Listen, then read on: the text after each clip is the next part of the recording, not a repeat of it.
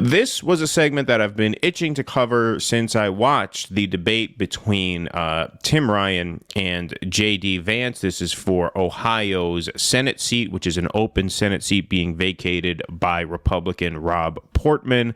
And a lot of progressive media has covered this debate as a slam dunk win for Tim Ryan. And I think that just speaks volumes about the unseriousness of the left and even like left media. I can't speak for every single show. I know TYT covered this. Majority Report covered this. I'm pretty sure Kyle covered this, although in fairness to him, I did not watch the segment that he was referring to when he said that Tim Ryan owned JD Vance, or, you know, whatever he said.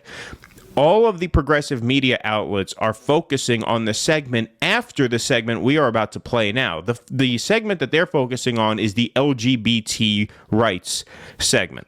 Now, does this mean LGBT rights are not important? You might detect that in the tone of our voice. No, it does not. Russell and I said in the last show, we were for gay marriage way back before any of the Democratic Party was. All right? So we're woker than all of them on this. This is not about that. This is not about that. This is about if you are a media person, a progressive, independent media outlet, and you watch this debate and you decide to horn in on the gay marriage portion of the debate and not the portion of the debate regarding the threat of nuclear Armageddon, you are not a serious person. You do not run a serious channel, and whatever movement you are trying to spearhead is not a serious movement. Period. Emojis got the party started. $2. Thank you so much. Boom. Support third parties, free Assange. A great message to go with that $2. Thank you very much, sir. All right, so let's get to it here. This is a portion of the debate which, like I said, I have not seen covered anywhere. But it's about a topic that I think is fairly important and fairly worth covering. So thank you. Okay, we are going to hear Tim Ryan give a response. That JD Vance answer was a perfect answer.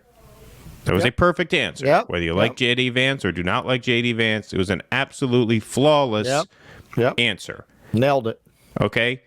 I have 3 kids. I'm running to represent the state of Ohio. I'm worried about our people's safety, which means we must do what we can to prevent a nuclear war from breaking out. Not take this Tim Ryan approach. Well, yeah, I mean, I don't think it's going to happen, but if it does, we'll be ready for it. What do you mean ready for it? What do you think, Margie? I don't know. You can't be ready for a nuclear exchange. We should maybe start digging some kind of a bunker under the house, eh? Exactly. What do you mean be ready for it? You have a responsibility to prevent this from happening and de-escalate the situation. All right, now we're going to hear Tim Ryan's response. But before we do, I just want to back this up a little bit because I've made a point on this show many times. It was a while back, but I've made it many times that when you talk to a lot of liberals about issues that matter, they get this sort of glazed over look in their eye like a cat. When you're talking to a cat and they don't know what you're saying, there's kind of... Yeah. You know, like they're not even registering what you're saying, right? They just don't care when you talk about health care, wages, in this case, nuclear war. So I want you to just look at Tim Ryan. Uses nuclear weapons. We should. Oh, damn. As Vance is going, look at tapping on the podium. Look at just hands frozen on the podium, blank stare. That's what I mean. That's that cat stare. This guy is talking about, hey, I have kids. He's thinking about that apple cobbler still in the fridge. Right, exactly. Just spaced out. Just the lack of seriousness, the lack of concern over this is just absolutely stunning. Look at this glazed look at it. This is blank stare on his face. This is the face of a liberal when you're talking with them about something of import.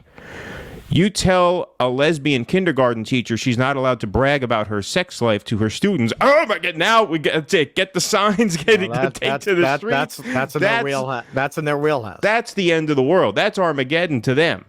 Nuclear war. DEFCON 3. Boring. Right? Yeah. Exactly. DEFCON 3. Somebody misgendered a 3rd grade teacher in Duluth. Yeah, right. Exactly. That's what gets them going.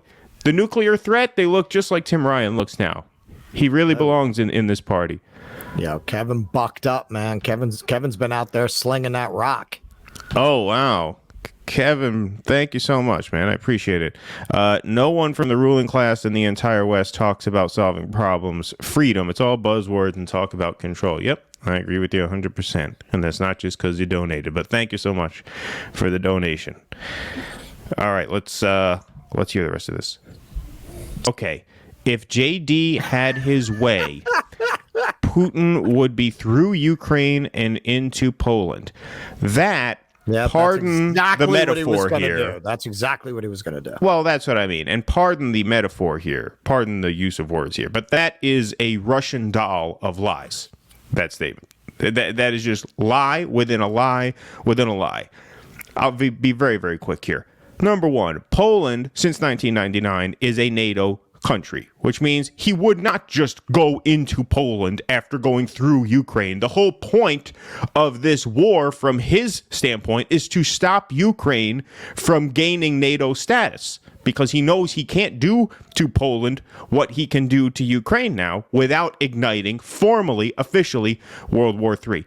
That's number one. Number two, very important here. Putin never stated an intent to conquer the state of Ukraine and claim it for Russia. That was never what they sought to do. Even after the war started, Russia laid out three terms. One, neutrality for the state of Ukraine, meaning no NATO membership. Independence for the eastern separatist regions, and recognition of Crimea as Russian. So yes, there were certain territorial concessions that Russia wanted from Ukraine, but they never wanted a Russian flag flying in Kyiv. Never. That was never their goal. As far as we know, that is still not their goal. Right? So this idea that he would have gone through Ukraine and claimed Ukraine and then gone on to Poland and on through Europe, nonsense. Nonsense.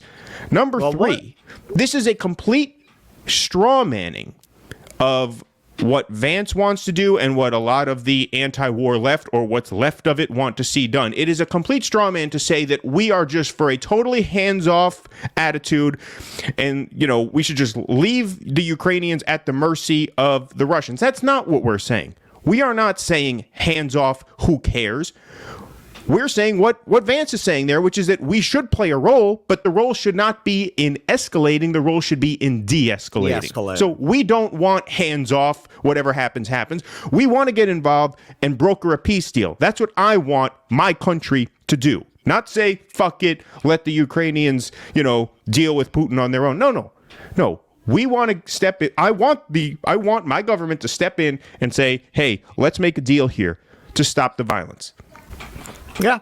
Well, that's it. And we could have had a peace deal very early on, but now we know Boris Johnson sabotaged it on behalf of NATO. We didn't want it. Our military contractors are making too much money off of this. And ultimately, look, give them benefit of the doubt regarding what their overall objective is here. They're not really sleepwalking us into World War III. They are quite intentionally walking us into World War III. They are making a play. Look, they can read history. They know the rise, level off, fall theory.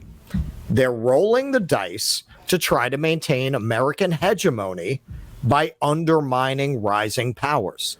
That's what this is really about. And they're willing to risk World War III to do it. Right. That's very well said. That's well said. Biden himself is not sleepwalking into World War III. Right, they're egging it on. When I think of sleepwalking into World War III, I'm thinking of people, frankly, like the Young Turks. I mean, not that they have a say in it, right? But I'm thinking about people in our space. Where is the anti-war progressive media? They're the ones who are sleepwalking on this. They're not paying attention. Right after this segment, they went into LGBT rights, where Tim Ryan, accused JD Vance of being, anti-gay marriage, anti-choice, and all that stuff. And yeah, like I said, we're not saying that stuff is not important. We made that point already. But how any serious progressive media network can ignore what we just saw there, which was JD Vance dominate Tim Ryan on the issue of nuclear Armageddon. This is not a niche issue. There's not just one issue among many. Well, no, you ignore no, that out of convenience because what TYT does not want to do, what Majority Report doesn't want to do, what guys like Kyle don't want to do is they don't want to show a Republican handing a Democrat his ass on an issue of this importance. They don't want to do that because then they're going to be accused of water carrying for the right wing. I'm water carrying for survival. I am a coddler of whoever wants us to live. Yes. If that means coddling JD Vance, guilty as charged. Guilty as charged. JD Vance won that debate in that moment right there. Period. Whatever you think of any other issue. How any serious person who claims to be on the left can watch that exchange and not think JD Vance not only won that exchange, but won the debate because that's the mother of all issues. We're talking about the end of the nuclear war. It trumps that's it. Even gay marriage, even if you support it as we do.